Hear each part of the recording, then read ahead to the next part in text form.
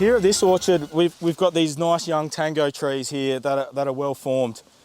Talking to the growers here, they plant the tree, let it grow for a couple of seasons to try and get some production and some fruit.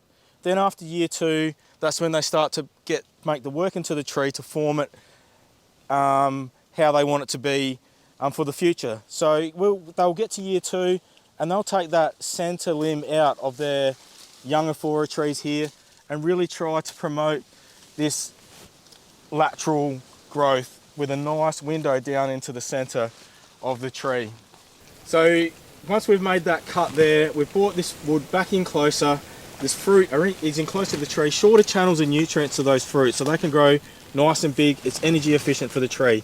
And what we're also promoting, in the words of Steve Fallavine, is this complex foliage in here. It's not big water shoots, it's a lot of nice, balanced, healthy shoot growth, productive shoot growth. The other feature of their pruning, and it's quite a simple thing to do, is now that they've got this nice formation of the tree, they'll come in yearly for around 4 to 6 minutes a tree, and they'll just take all this water shoot growth out of the tree after harvest. It's quite easy to spot, it's quite easy to do. We could use snips, they'll use a saw. Last year you can see that one's been removed there, and there's 2 more formed this year. So after harvest this year, that will come out.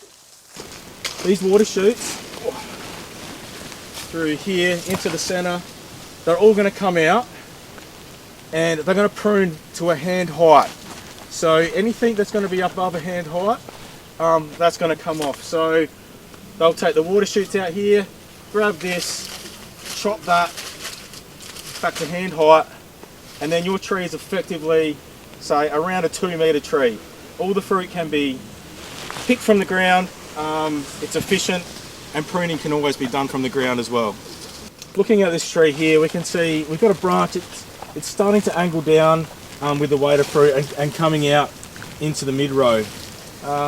So a decision's got to be made shortly, and it's a continual process as you prune to then take a part of that branch off to keep the fruit back in towards the tree. So here we can see that one's quite a vigorous shoot pointing out. That'll crop this year, but we can make it a small cut there on a 45-degree angle, and we can bring this fruiting wood area back in closer to the tree. The other feature of their pruning is when they're looking at the tree, they want to make some obvious layers of horizontal fruiting wood coming out. We sort of would term that window layering, and it's quite easy to do. You pick a lateral coming out. If there's too many there, you might remove one out just to create a nice little space there. Gives us a lot of surface area for fruiting. It's close into the tree. There's air space there for spray penetration, light penetration, wind penetration, and good access for picking.